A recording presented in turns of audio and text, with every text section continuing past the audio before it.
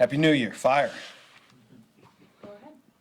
The different characters, right? Like how much is this exciting? Is it a challenge when you know you're gonna have maybe some different guys out there getting reps?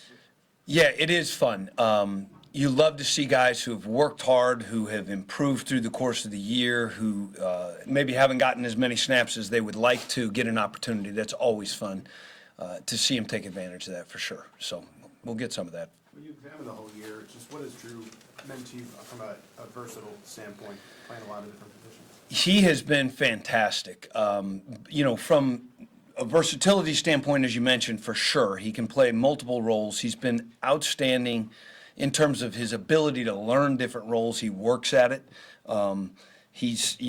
We talked about something, in terms of moving forward, a little bit of something different that, he hasn't done, and he's already looking at it, and he's already got good questions. So, he's been a leader. He's got a professional attitude and mindset.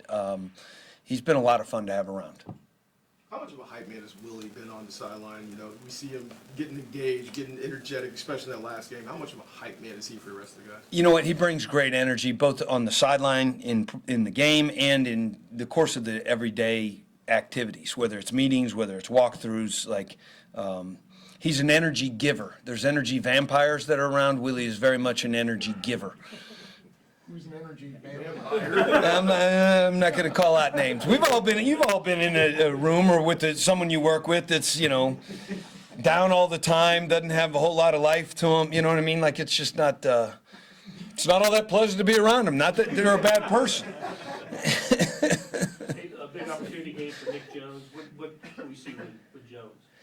Yeah, I mean, I think, it remains to be seen, but I think I'm excited. He's one of those guys, excited to see him play. He's done a great job. He's learned things well. He's been very diligent, comes in early in each morning to get kind of the preliminary game plan because he misses a little bit of a meeting to go to special teams and things of that nature. So I'm excited to see him get an opportunity. Max was just in here saying basically he's told everybody to go about your business the way you normally would. There's a playoff game less than 2 weeks away.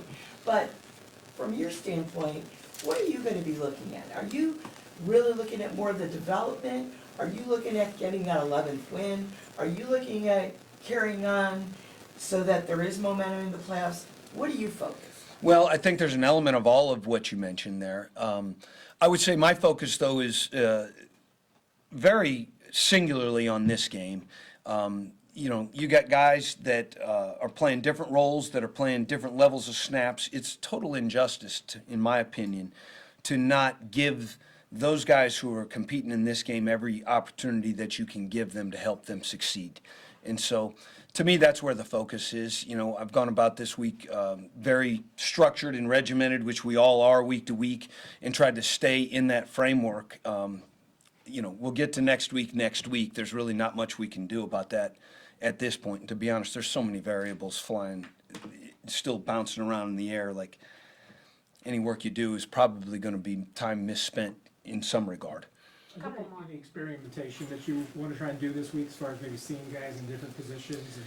I don't know how much of that we'll get into. Like, there's kind of some emergency type of situations that you got to be ready to deal with that may create some of those situations, which, to be honest, that wouldn't be an awful thing in some ways. With every negative comes a positive. One guy has an issue, somebody else gets an opportunity. So we're getting a little bit of that as we work through the week in terms of guys maybe preparing for maybe a second or third role that they haven't necessarily been ready to do in the past. So I do think there's some value in that in terms of guys growing, learning the overall system, understanding the big picture as opposed to just their specific role. There's certainly value to that.